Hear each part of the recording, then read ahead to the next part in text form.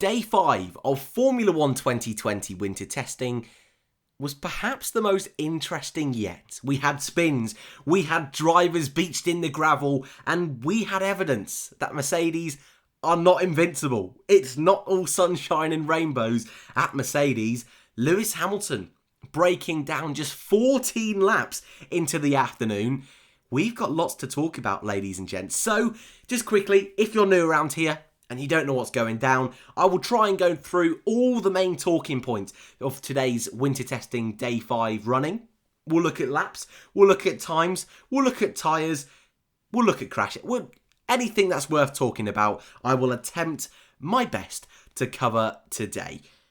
You've seen the times on your screens for a few moments now. So enough messing, let's start with that. I think that's always a good place to start the running order. And as always, before I really jump into any of the meat and bones, is that the saying?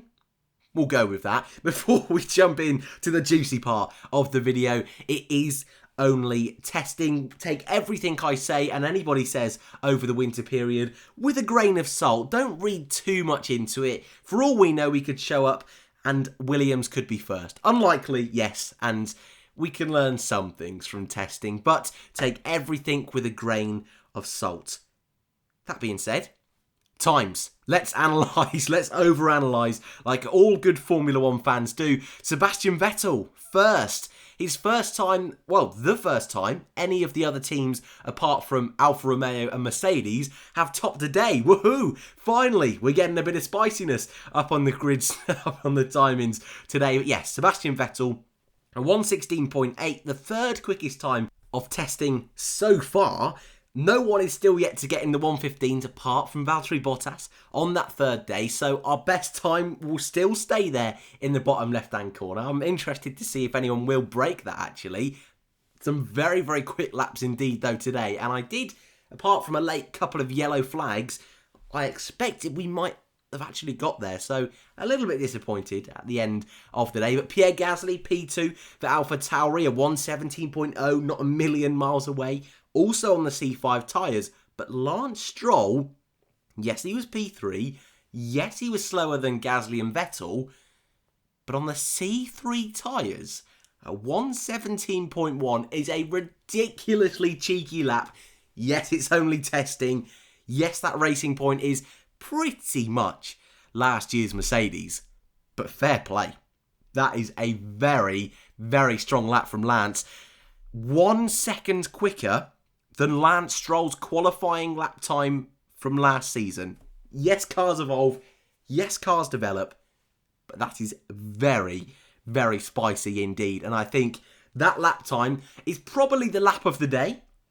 But I also think it's kind of going under the radar a little bit because he's P3. We don't get fed plenty of information about the tyres throughout the day, so I get it. It is only testing. I need to take my own advice sometimes, but I was impressed with Lance Stroll today, actually. Nicholas Latifi, P4. I want to talk about him, actually, in a moment. I think the two teams I'm going to focus on today, we'll go with Williams, and especially Nicholas Latifi. We'll have a little bit of a chat about him, and I think Mercedes as well. We'll link those two together, kind of like as a set, if that makes sense. We'll get to those a little bit later on. But Latifi at P4, a strong day for Williams, actually, catching up on a few missed days and a few mistakes and reliability issues the team had. So happy for them. And P4, he was a driver I was expecting that could potentially get a few really strong laps in at the end, and actually he did in the 1:17.3. Fair play in a Williams.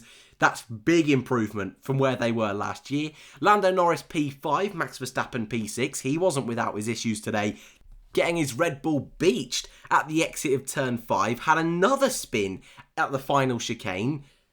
Things, although the car seems quick, seems like Max still doesn't quite have it under control. As I've said in a few of the other videos, what I think is a little bit different about Red Bull's approach, because I think Albon and Verstappen have had these little issues, I think they're pushing the car a little bit more than certain other drivers. It might just be that the Red Bull, with this new philosophy, is a little bit more of a diva of a car, a little bit more difficult to handle and keep in the reins, which is, hey, if they're getting performance, if those drivers can really get the grips of that car, That's not an awful issue to have, but it's just something I've noticed that Verstappen, especially at that last chicane, is struggling a little bit. But then I probably should mention as well, this morning the session did start with a damp track. So everything that happened this morning, a little bit wishy-washy with times, with spins. So yeah, I will cut him some slack there as well. Likewise, with the fact he went off at turn 5, we also saw Valtteri Bottas and Sebastian Vettel. Vettel obviously finishing P1. He had a spin early on in the session at turn 5. Bottas also went off at turn 5. So that was not a mistake Verstappen made on his own today, is what I will say there. Valtteri Bottas, who, like I just mentioned, also went off at turn 5, finished P7, 47 laps for him. Esteban Ocon, P8 for Renault, much stronger running again from Renault today. Finally pumping up those laps a little bit. Didn't quite break 100, but it's slowly getting there for them. Kevin Magnussen, over 100 laps again for Haas. They had the least laps of anyone last week, but have so far started this week quite strongly. Grosjean over 100 yesterday. K-Mag again today, so that's a positive start to week 2, although we've only got one day left, which is crazy to think. Alex Albon, P10 for Red Bull, 60 laps for him. Daniel Ricciardo, P11. Antonio Giovinazzi, the sole representative for Alfa Romeo today. And Lewis Hamilton, dead last. I don't think we'll see that again in 2020. But yes, dead last, a 122.4, 5 seconds off the pace of Sebastian Vettel. 14 laps completed. And although there may be headlines out there saying, is Hamilton's career over? It's not. The car broke down, and that will be the big headline of today. And whilst we saw plenty of drama, I think probably this was the most high action session we've had for the entire previous, I was going to say 2 weeks, but it's only 4 days really. But still, some really awesome talking points, and I'm going to have to kind of gloss over spins from quite a few of the drivers, gloss over the fact that it started in intermediate conditions. We had Esteban Ocon venture out early doors. His report is that it was really hard to get any kind of judgment because the track was drying. Intermediate tyres, they were necessary, but it was cold, it was early in the morning. So whilst it was fun to test out those conditions, I think he was trying to relay to the audience it wasn't representative even of usual wet conditions, if that kind of makes sense. But yes, I do want to talk about Mercedes. I do want to talk about Williams because I have a little bit of an inkling that's what the headlines are going to be focused around day 5. And I totally get it. I want to start with Williams, especially Nicholas Latifi, because this is a man who has done tests before for Formula 1, for Racing Point, Force India, Williams. He's been around the block. I think George Russell said today he's been technically a test and reserve driver for 4 seasons in Formula 1. So that's quite a bit of experience and background within the paddock, learning how the simulator works. So there's a bit of experience there. But this is a guy who is the only rookie this year in Formula 1. And not only he's had 2 power unit failures that have slashed his running almost in half for winter testing. This year winter testing isn't 8 days, it's 6. So he is really under pressure, and I believe George Russell is the only driver in the car tomorrow. They might have changed their plans slightly because of the fact Latifi's had some issues so far over the 2 weeks. That wouldn't surprise me too much. But at the moment, as it stands, the next time we're going to see Latifi, despite the fact he's only really done 2 full days, arguably, in the car, he's going to Melbourne. He's racing, which is a little bit alarming, especially from his point of view. But 158 laps today, matching Grosjean's best for the 2 weeks. Fair play.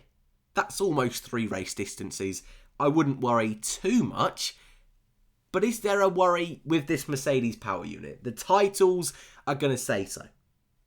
Realistically, Mercedes, yes, 2 failures with Williams isn't ideal. Is that Williams how they package the car?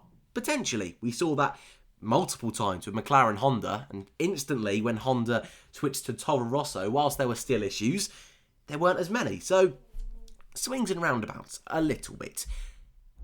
Have there been issues with Ferrari? Yes, there have. Have there been issues with Honda in testing so far? Yes, there have. Have there been issues with Renault so far in testing? Yes, there has. So I think all of the teams have had some kind of power unit issue. It's just not as normal to see it with Mercedes. And actually, as a general consensus, I'm surprised we've seen this many issues so far. I was kind of under the impression that teams wouldn't be pushing the power unit as much this season, mainly because we've got 2021 coming in. But I guess, now I think about it, just speaking off the top of my head, the power units aren't changing for 21. Or at least not that much anyway in the grand scheme of things. So yeah, I suppose it makes sense they're going to keep striving and keep developing. But I feel law of diminishing returns, the power units generally are getting not only more reliable, but I think the pace differential is squeezing closer and closer together. I don't think there's much of a difference if you've got a Renault and a Mercedes, like there quite was a few years ago, definitely when you compare it to 2014. Hamilton's issue today, it was an issue that was highlighted in the morning session with Valtteri Bottas. Bottas last week had an ERS failure at the end of one of the days. I believe it was day 2. It was right at the end of the day, so it wasn't highlighted. Mercedes worked on it overnight. Easy peasy. No issues whatsoever. The next day, plain running. This morning, there were some concerns that Bottas potentially could have an issue. He came in the garage.